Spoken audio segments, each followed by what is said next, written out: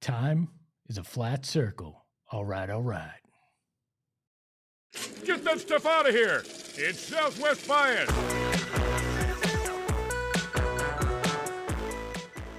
What is up, everybody? Welcome into Southwest Bias, brought to you by our friends at Gila River Resorts and Casinos. You do you at Gila River Resorts and Casinos. And we're also live from Studio K. And I got the point right. Yeah, you've seen the sign behind me. And we are brought to you live from Studio K from our friends at Circle K. Become a member of the Inner Circle today by downloading the Circle K app for free. The Phoenix Suns, preseason's here tomorrow. Basketball is back. And I've been staring at this roster, listening to coaches, GMs. We've had the owner on talking about this team. And something continually feels familiar with this group, and I haven't been able to quite put my finger on it. Trying to figure out why I'm having this sense of deja vu. Maybe the Matrix is glitching. Maybe that's what it is. Or maybe it's because it reminds me of a situation that I actually was smack dab in the middle of when I was working for the Phoenix Suns. Get in the Wayback Machine. Let's hit 88 miles per hour in that DeLorean. Set the clock to 2013-14. GM Lance Blanks had just been fired. Interim head coach Lindsey Hunter had just been fired. They had made massive moves in the offseason. They brought in Ryan McDonough. They brought in Jeff Hornacek, a first-time head coach that was well-respected around the league. They made a trade for a backcourt that a lot of people didn't feel made sense. You had Goran Dragic, the fan favorite that had been here, that had had success, and you brought in the young athletic guard, Eric Bledsoe, who could attack the rim. And people said, who's the point guard? How will this work? And you've got that now with Devin Booker and Gerald Green. Same questions. That 2013-14 team had just drafted a raw young center that was from an East Coast school in the lottery. Alex Len. Come on, Malawatch this year. They had a former college star who led their team to success in the tournament, who struggled with their game to start their NBA career and found themselves in Europe playing basketball overseas. Both teams have that in PJ Tucker and Niles Hayes-Davis.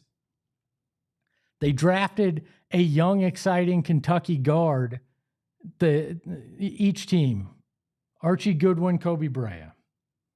Both teams young with an attitude, that an edge. Thanks to Dylan Brooks now and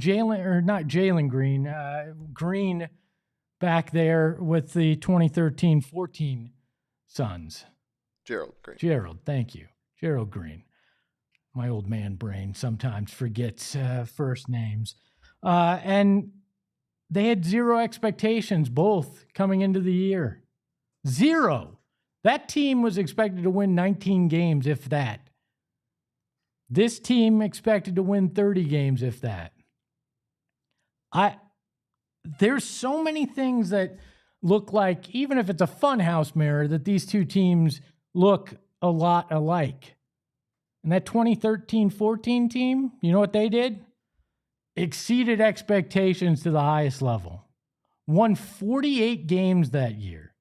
Pushed for the playoffs. Now, this was a different NBA with no play-in. They fell a game short of the 8th seed. If it was this time, they would have been a play-in team. And they were young, exciting, and dangerous if they had been a play-in team. This year's team, I won't have 48 wins. Let's not kid ourselves. They won't. But if they surprise, They'll be in the play-in discussion, maybe a play-in team. And I think they have the ingredients that 2013-14 team had. An edge, an underdog mentality, we will prove you wrong. I remember that media day. I was there for it as an employee of the team doing interviews. And there was that quiet, we're here to do work, we're going to try to prove ourselves. Eric Bledsoe and Gerald Green had a lot of the same things that they had to prove. And that backcourt turned into one of the most dynamic that year when they were playing together of any backcourt. Goran Dragic took that next step, that next evolution in his career. Was most improved player, was a guy who wound up on the All-NBA team. I believe it was third team that year.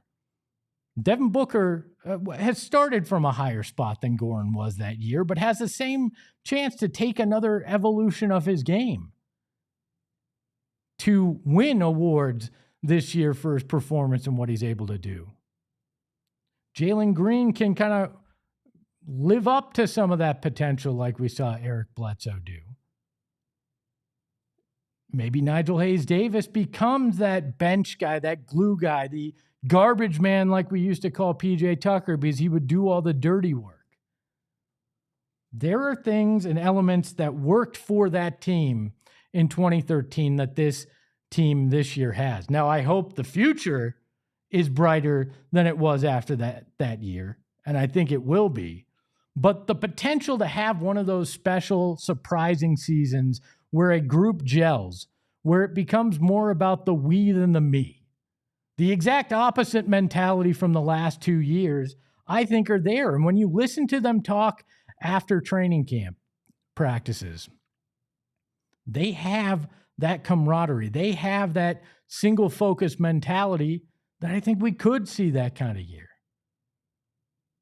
A lot of us doubted the opportunity in 2013-14. In fact, I turned to John Bloom, my co-host of the Suns postgame show on radio then, and said, if I were a betting man, take the under. Now, I know a lot of people are saying that this year too. You look at it and the sum of the parts don't make total sense to you. But I'm a man that learns from my past mistakes. And when I see something that reflects what I saw back then, I take notice. And that's what I'm doing right now. Because sometimes the best Suns teams are the ones we don't expect. That 2013-2014 team was one of the most fun we've had outside of that finals run in the last 15 years. Because they caught us completely off guard. They played with heart, hustle, and effort. And they played together, not as individuals. And if this Suns team's going to succeed, they need to go with that exact same mentality. I think they can. But maybe that's just my Southwest bias. We welcome in the mustache behind the Mac, a man who is no stranger to playing important basketball games and surprising some people and disappointing others. It's Hey. Shane Diefenbach. How are you? Jackass. Hey, you won a playoff game. Uh-huh. It's more than the Look at this 2013-14 battle team scar did. I got last night. I love that. I miss the days that Diving I used to for play loose in balls. rec leagues. Come on, man. I I gave mean- everything to this team. I am the all-time leader in taking charges that don't matter in rec league basketball. In Chandler Gilbert, just so One? you're aware. I almost broke my elbow doing that. One of them? I used to take them all the time. How are you, Shane? I'm good. How are you? Good. Do you remember the 2013-14 Suns? Of course. My goats. Do you remember how crazy that team was? How unexpected that team was? I'm so blinded by the draft pick of Alex Len that it's hard for me to talk about that team. I remember where I was. I was playing high school basketball we were in our summer league, and I was on the bench, and the coach said they drafted Alex Len, and I literally got up and walked around the bench. I was so mad. Who did you want him to take? Do you remember how bad that draft was? Yeah, I was at the draft lottery. I sat next to Anthony Bennett at that draft lottery. Like I remember that vividly. And Victor Oladipo was about the only name that had a marginally good career out of that lottery. Yeah. I mean, the Cavs almost took Len number one. Yeah, you know who I really wanted, though? That was just an absolute bust. Who? Ben McLemore. Not a great guy, by the way. Not a great guy, not a great basketball player. Yeah, or KCP. I can tell you this, if it makes you feel better. Alex Len was a very good guy. Yeah. Very, very good human being, very caring. A guy that has an interesting backstory, and a guy that I still talk to on a regular basis. Actually went to the following year's draft lottery with Alex Len in New York, and he brought along with him a young man who had just finished battling cancer and spent an entire day taking him throughout New York, played pickup basketball with the kid in Central Park. Like, I just wish he could hoop, man. I mean, he could in Central Park against that kid. I mean, he wasn't a lottery pick, but he actually still is in the NBA. Yeah. He turned it into a decent career. He was not a complete bust, but at 6, could have been better. I did not expect that this would turn into a retrospective on Alex Len. I did. This is all I do. But when you look at this Suns team, you look at that roster, and I laid it out a little bit for you in the monologue. Do you see potential, correlations there that could play out for this team? Yeah, but again, the other thing that I'm blinded by is the fact that you brought up Archie Goodwin, and how now I really want this team to have Archie Goodwin on their roster. I mean, they could. I can call him. We can talk to Archie soon. He told me he'll come on the program. No, aside from the little niche parallels that you pointed out, there are a lot of parallels in the personalities. Like, it's an underdog team that people are criticizing, and for good reason, I think, after the disaster the last 2 years have been. But now the expectations are lifted, and that's kind of freeing. So that's the biggest parallel that I see. I hope that we get that exciting of a season. We all deserve it for sure. I want to talk about something that a lot of people aren't going to find exciting. We're going to shift gears here. It still involves the Suns, but it involves the arena. Big announcement today that the arena will now be called the Mortgage Matchup Center. I paused for applause, but then I realized it's just Shane and I in here, and the internet is already destroying the name. But guess what? I could not give a crap what the building is named. Everybody's like, oh, but it'll always be the U.S. Airways Center, or, oh, it's always America West Arena to me. I long for those days. You long for the days that it was named after an airline? Who the hell cares what corporate entity slaps their name on the building and the court? We all make a nickname up for the place anyways. The Purple Palace, the Stick that it was called.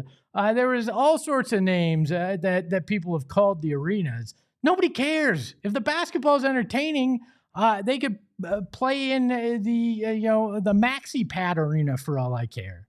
It does not matter. I don't understand why people get so bent out of shape about the corporate name of an arena. You know, it's so funny, Espa. I was texting one of my buddies this morning about it, and I said, I think the best name for arenas are airlines. I mean, but honestly, do you care? Would you feel better if this was the Spirit Airlines Arena? I mean, that would be tough.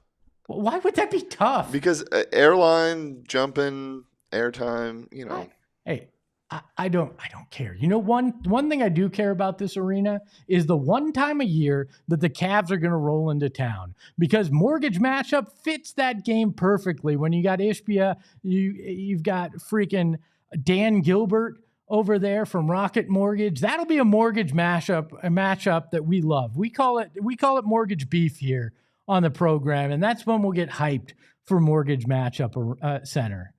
I don't care otherwise.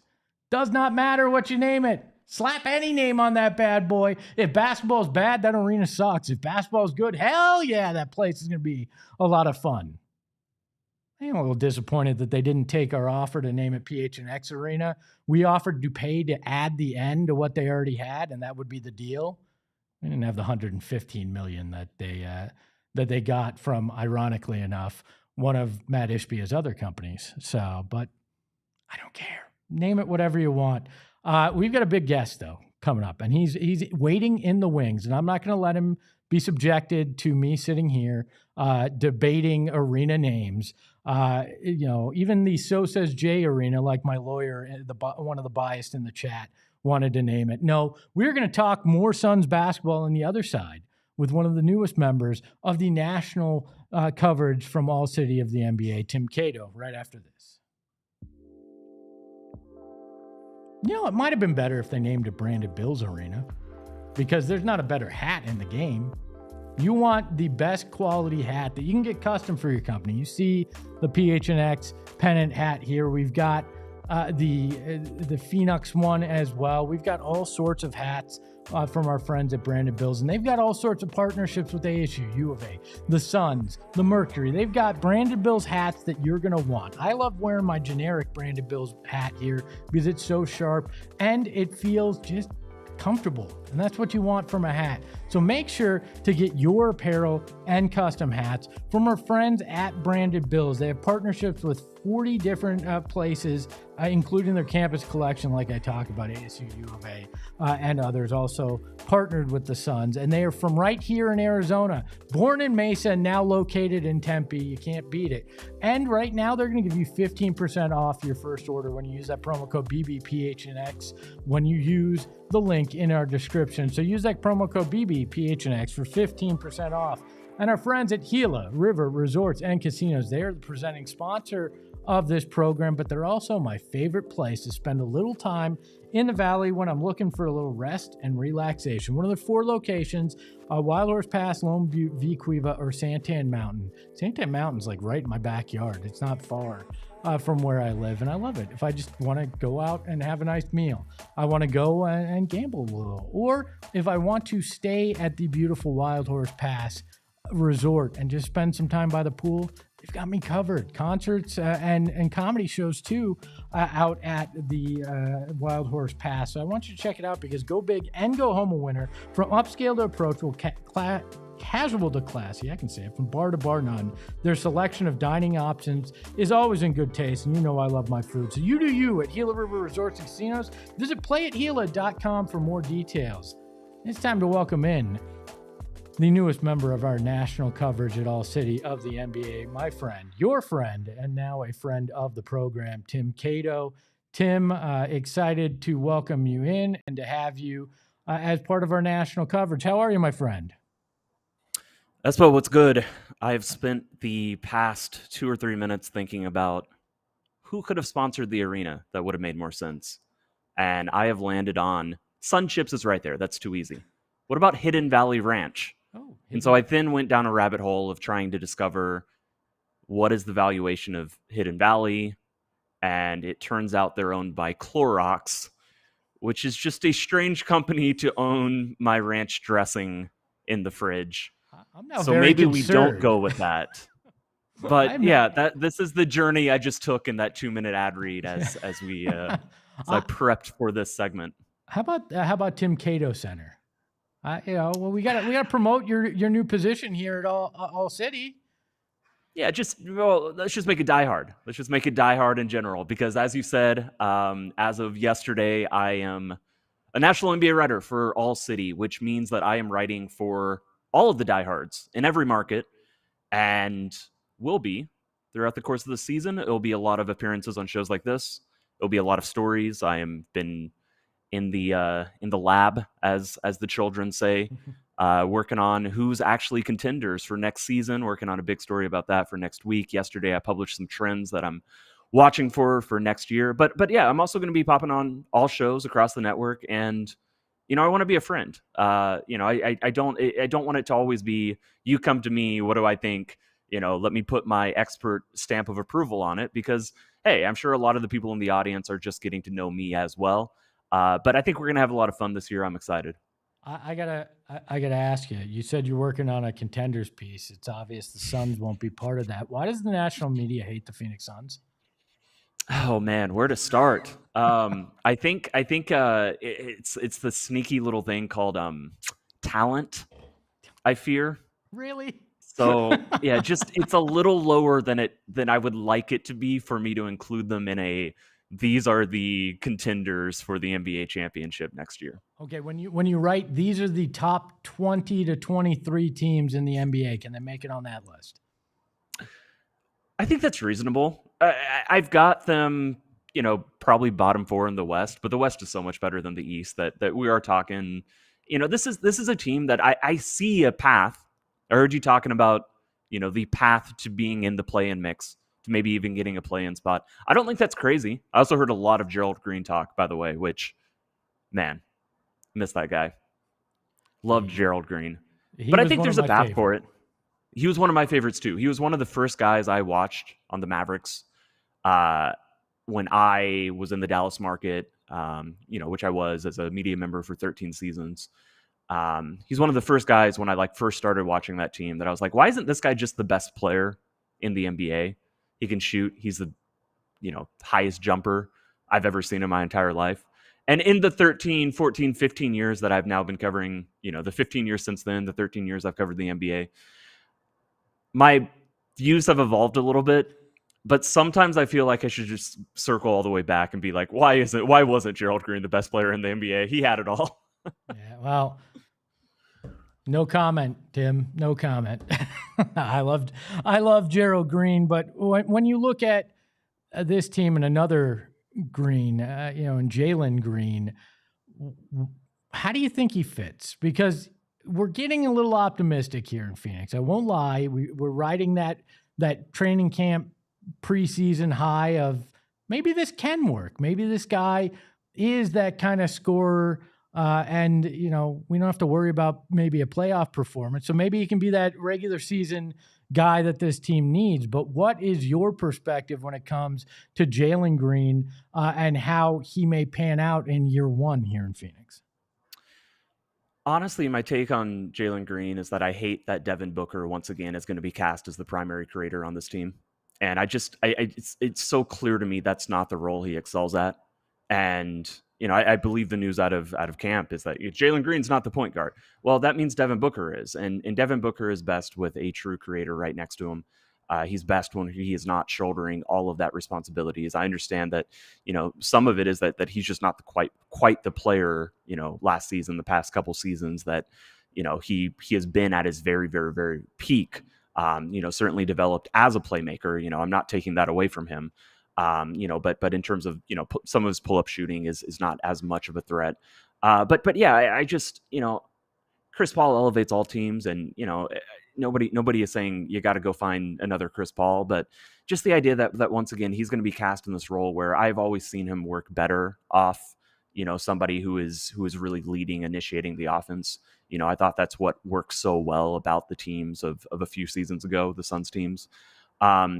As far as Jalen Green himself goes, I will be watching a lot of Suns games this season. I'll be watching a lot of everybody, but a lot of games, especially of the markets, the networks that we have, that we're in. And I hope he can make the leap. I worry that, this is just not a guy who inspires a lot of confidence and a mismatch. That's kind of like where it starts, where, if you go get a big or a guard on you, and theoretically Jalen Green with all his athleticism should be outmatching them, have we ever consistently seen him take advantage of those consistently? Not one or two or three times, but is there a confidence that in those matchups he's going to be the guy who can go create an advantage for himself or others consistently, rather than just, maybe you can beat the guy, but you don't know what you're doing after that.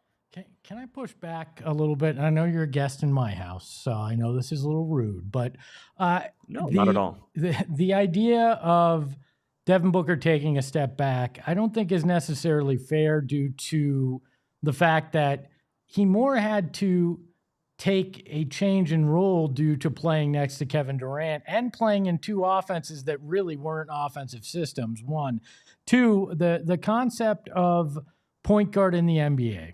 I get a lot of pushback when I've brought up the idea of a team not having a true point guard. And the argument is that there aren't true point guards. There's one. He's in LA and he's knocking on the door of retirement himself. So the idea of team ball handling is the bigger thing with this. So what say you to those two counter arguments?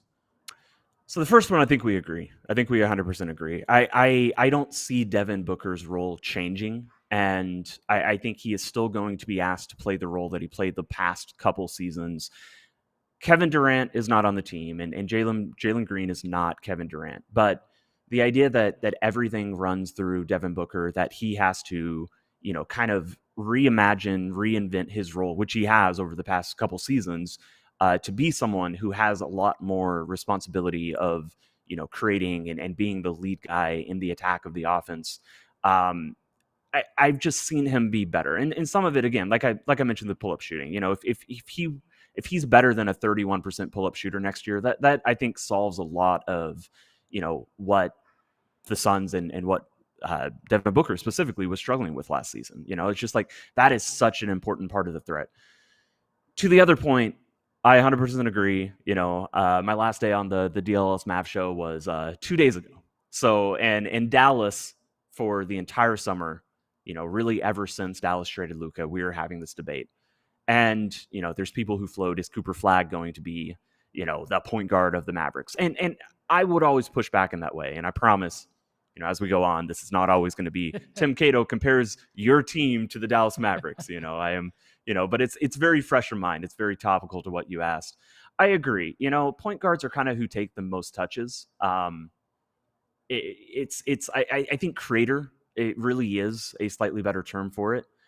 I am just coming back to the idea that from my perspective, and, as the season goes on, we will continue exploring this idea and talking about it. And, I do want this to be something where you push back at me and I ask you questions, and, it goes for the entire crew here. But I wish that that Devin Booker had a little bit more of ability to be a scorer and not always worry about every aspect of the offense.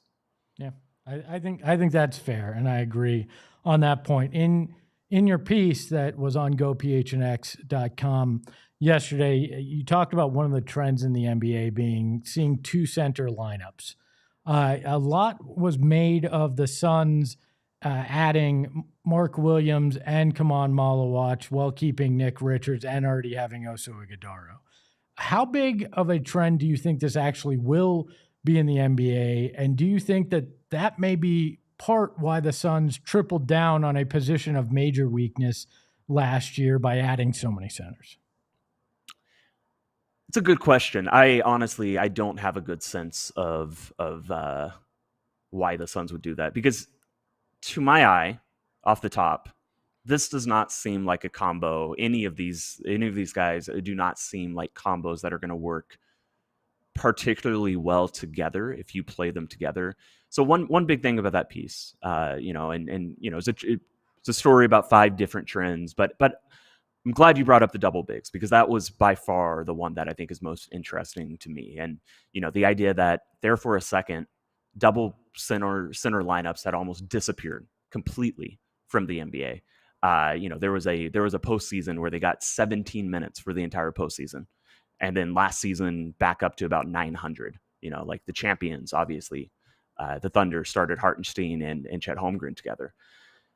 However, there was a stat that I kind of created, a unicorn score, if you will. And basically I tallied up from last season the number of drives per games and the number of 3-point attempts per game that all of these expected duos, and we're talking Jaren Jackson Jr., Zach Edey, the guys in OKC, Karl Anthony Towns, Mitchell Robinson, Miles Turner, Bobby Portis, Naz Reid, Rudy Gobert, on and on and on.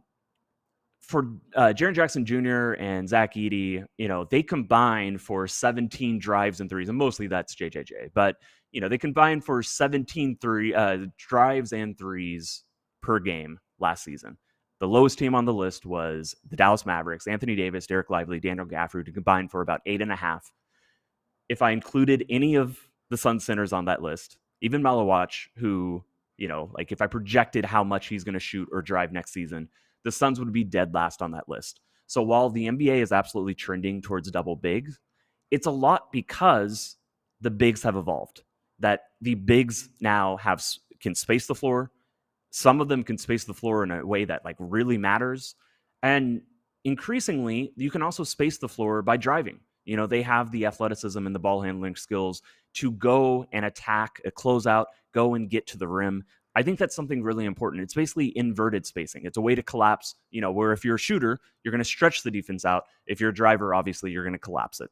And I do think that for as much as we're going to see double bigs next season, if none of your centers have that skill set at all, and even Dallas is the challenging this norm, but still one of the guys is Anthony Davis. I don't think there's anybody even approximating Anthony Davis of this center trio. So I don't see it super likely, but at the same time, I wouldn't be surprised if we see it here and there every once in a while, because it really is where the NBA is trending, and the NBA is nothing if not a reactive league. It is a fascinating piece that Tim worked on. I highly recommend you go over to gophnx.com and check it out. His pieces will be on the site throughout the season, and he'll be a guest on the program throughout the season as well. Tim, congratulations again, and thank you for stopping by. Absolutely excited to be here on a weekly, bi-weekly, something like that every other week. We'll be popping on. We're gonna have a lot of fun this year. That is my guy, Tim Cato, and that is another edition of Southwest Bias in the books. Appreciate you for stopping by. A big thank you to the mustache behind the Max Shane Diefenbach. I'm sorry you didn't bring home the trophy yesterday, but you brought home all my respect for playing in a rec league with some of the guys you had to play with. You can follow Matt Shane Dief. You can follow the show at PHNX_sports. You can follow me at Espo. And remember, just because things look bleak doesn't mean they can't turn around. Ahoy, hoy! We all silly like the mayor.